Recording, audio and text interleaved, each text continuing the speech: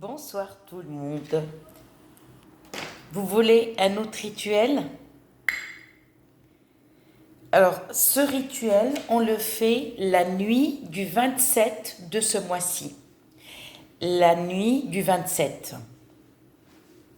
C'est-à-dire la nuit du 27 du mois sacré du Ramadan. C'est un rituel, c'était en conflit où, par exemple, ton homme il est parti quelques jours, un conflit, ou tu veux qu'il revienne. Voilà, qu'il revient assez vite. Je vais allumer la lumière parce que c'est un peu sombre, hein, je suis désolée.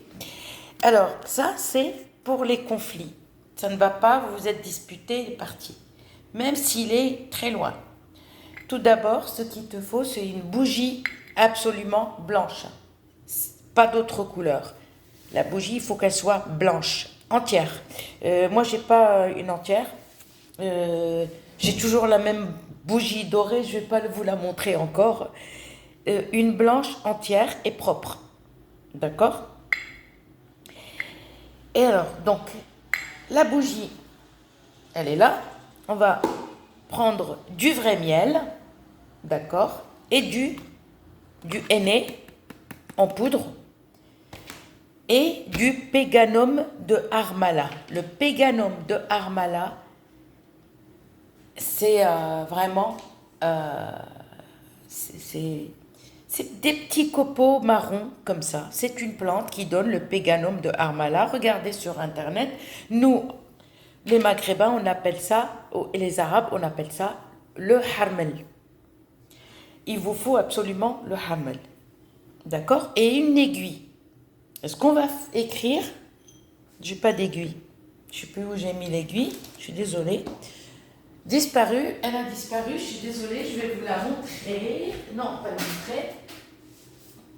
Donc, il te faut absolument une aiguille toute neuve. D'accord? On va prendre la bougie et on va écrire sur la bougie. On commence toujours la tête.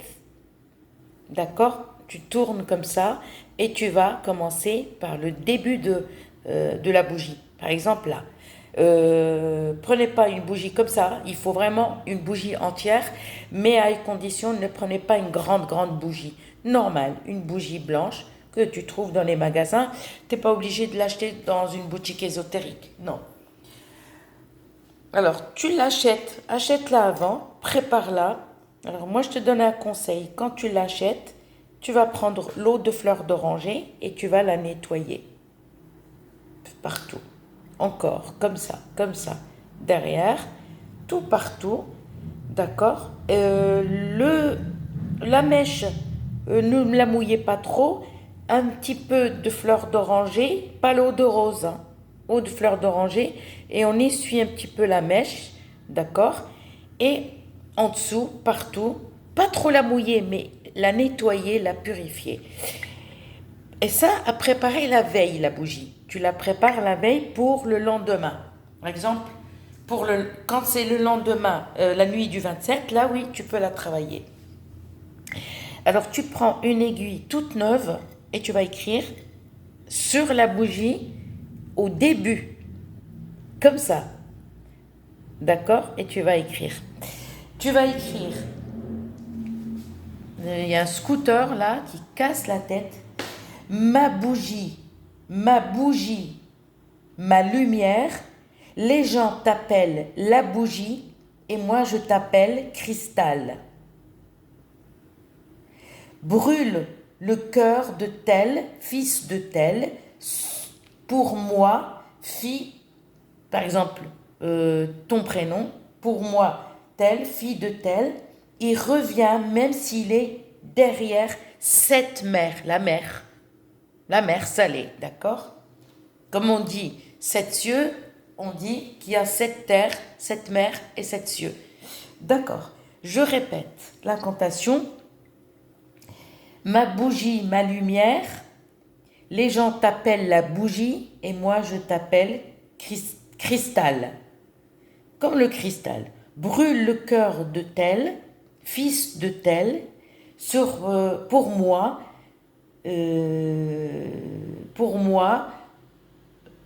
ton prénom, fille de tel, il revient même s'il est derrière cette mère. J'espère que vous avez compris. À écrire qu'une seule fois. Tout ça, mais il faut que tu as de la place. Tu commences là, d'accord, avec une aiguille. Alors, je répète la dernière fois, mais écrire tout ça, mais qu'une seule fois. Ma bougie, lumière, les gens t'appellent la bougie. Ma bougie, ma lumière, les gens t'appellent la bougie. Et moi, je t'appelle cristal. Brûle le cœur de tel, fils de tel, sur moi tel, fille de tel. Il revient même s'il est derrière cette mère. C'est tout. D'accord? Après, on va prendre le miel. On ne touche pas la mèche. Le miel, on va sur l'écriture, on va mieler un peu la bougie. D'accord? C'est-à-dire la préparer, il faut commencer à 10h, 9h30, 10h, tu peux la commencer. Tu la prépares, ok? Tu as mielé. Tu prends un petit peu de henné, pareil, et t'en mets un petit peu. Tu peux mettre des gants hein, pour pas te tacher avec le henné, hein, d'accord? Si tu n'aimes pas le henné, hein, si tu n'aimes pas avoir la coloration, et tu mets le henné un peu partout. Ensuite, tu vas poser ta bougie au milieu et tu vas prendre le péganum d'Ormala. Tu vas mettre juste un tout petit peu ici. D'accord? Mais à une condition, il faut que tu restes réveillé. C'est-à-dire ne dors pas. Ne dors pas et laissez la bougie. Donc tu restes pas loin de la bougie.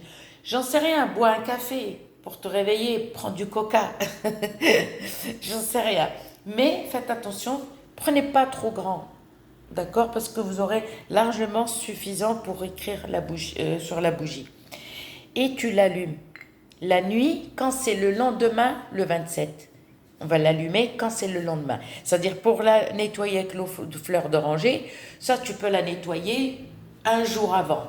C'est juste pour que la bougie sèche bien et tout. Par contre, quand tu la nettoies avec l'eau de fleur d'oranger, alors moi je te donne un conseil, tu prends un verre pour la protéger au fait. Et tu couvres un grand verre. Tu couvres la bougie au fait pour pas que les énergies négatives pénètrent sur la bougie parce que tu l'as purifiée.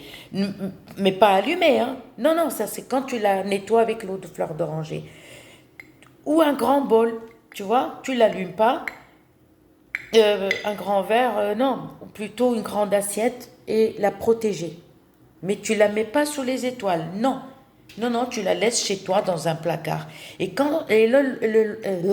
le lendemain, quand tu décides à faire la bougie, là, tu la travailles. Comme je t'ai dit, tu écris tout, machin, et tu la prépares, et tu l'allumes.